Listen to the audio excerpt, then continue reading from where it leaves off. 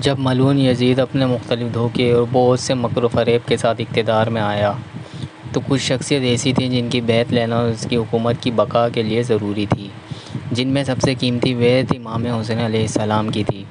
اس مقصد کے لیے اس نے مدینہ کے گورنر ولید بن عتبہ کو خط بھیجا، اس ارادے کے ساتھ کہ وہ امام حسین علیہ السلام کی بیعت لے۔ جب اس نے امام حسین علیہ السلام کو اپنے دربار میں بلا کر بیعت طلب کی تو اس مقام پر امام حسین علیہ السلام نے فرمایا کہ مجھ جیسا کبھی یزید جیسے کی بیعت نہیں کر سکتا۔ امام حسین علیہ السلام سمجھ چکے تھے کہ یہ لوگ جبراً بیعت لینے کی کوشش کریں گے، تو آپ علیہ السلام نے مدینہ سے مکہ ہجرت کرنا مناسب سمجھا، کیونکہ آپ بالکل نہیں چاہتے تھے کہ میرے نانا حضرت محمد صلی اللہ علیہ وآلہ وسلم کی شہر میں خون ریزی ہو۔ 28 رجب سن 60 ہجری کو آپ اپنے نانا حضرت محمد صلی اللہ علیہ وآلہ وسلم اور والدہ جناب بی بی فاطمہ الزہرا سلام اللہ علیہ کی قبر مبارک پر حاضری دے کر مدینے سے مکہ کے لیے روانہ ہو گئے۔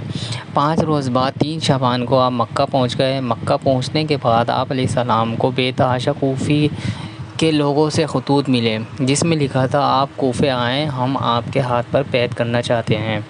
تو امام حسین علیہ السلام کوفے کے احوال جاننے کے لیے اپنے چچا کے بیٹے جناب مسلم بن عقیل کو کوفہ بھیجا۔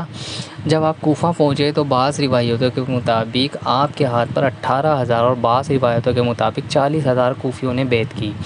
پھر جناب مسلم نے امام حسین علیہ السلام کو خط لکھا کہ یہاں کے لوگ ہمارے یعنی اہل بیت کے چاہنے والے ہیں اور آپ کے ہاتھ پر بیعت کرنا چاہتے ہیں، تو آپ یہاں تشریف لے آئیں۔ دوسری طرف یزید نے اپنے کچھ لوگ معاذ اللہ امام حسین علیہ السلام کے قتل کے ارادے سے مکہ بھیجے۔ حج کے دوران جب امام حسین علیہ السلام کو پتہ چلا کہ کچھ لوگ مکہ میں آپ کو شہید کرنے کے ارادے سے داخل ہوئے ہیں تو امام حسین علیہ السلام نے اپنے حج کو عمرے میں تبدیل کیا اور 8 ذی الحجہ سن 60 ہجری کو مکہ سے کوفے کی جانب اپنے اہل و عیال سمیت روانہ ہو گئے۔ مکہ سے کربلا پہنچنے تک امام حسین علیہ السلام 13 سے 14 مقامات پر قیام پذیر ہوئے۔